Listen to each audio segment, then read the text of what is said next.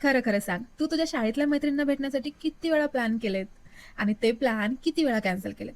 कारण आमचं तरी ना, आम्ही दिवसातून 50 वेळा प्लॅन करतो आणि तितक्याच वेळा ते कॅन्सल सुद्धा करतो. बट फायनली आज आम्ही भेटलोय. इतक्या वर्षानंतर पहिल्यांदा शाळा सुटल्यानंतर अगदीच 13 ते 14 वर्षानंतर आम्ही भेटलोय आणि तेही पहिल्यासारखं. आपण म्हणतो ना, काही बॉन्ड्स खरंच कधीच फेड ऑफ होत नाहीत. कधीच आपल्याला असं वाटत नाही, की त्या मैत्रिणी किंवा मग हे जे आपल्यासमोर बसलेले भूत आहेत, ते आपल्यापासून दूर गेलेत. असं कधीच नाही वाटत. आणि त्यापैकीच आपल्या शाळेतले फ्रेंड्स असतात. आता शाळा म्हटलं, की परभणी आलीच. आणि हो, जे कोणी परभणीचं असेल किंवा परभणीच्या आसपासचं असेल, त्याच्यासाठी ह्या सगळ्या जागा खूप जवळच्या असणार आहेत. कारण परभणी म्हणजे आता बघा, प्रत्येकाचं आपलं आपलं काहीतरी असतं. बट माझ्यासाठी ही प्लेस खूप जास्त इम्पॉर्टंट आहे. इमोशनल टच असलेली आहे.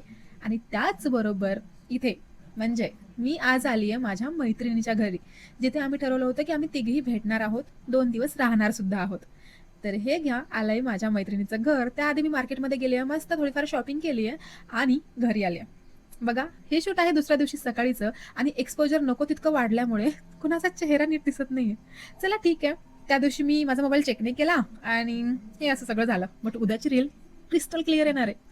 त्यासाठी मात्र तुम्हाला मला फॉलो करावं लागेल. Stay tune. बाय.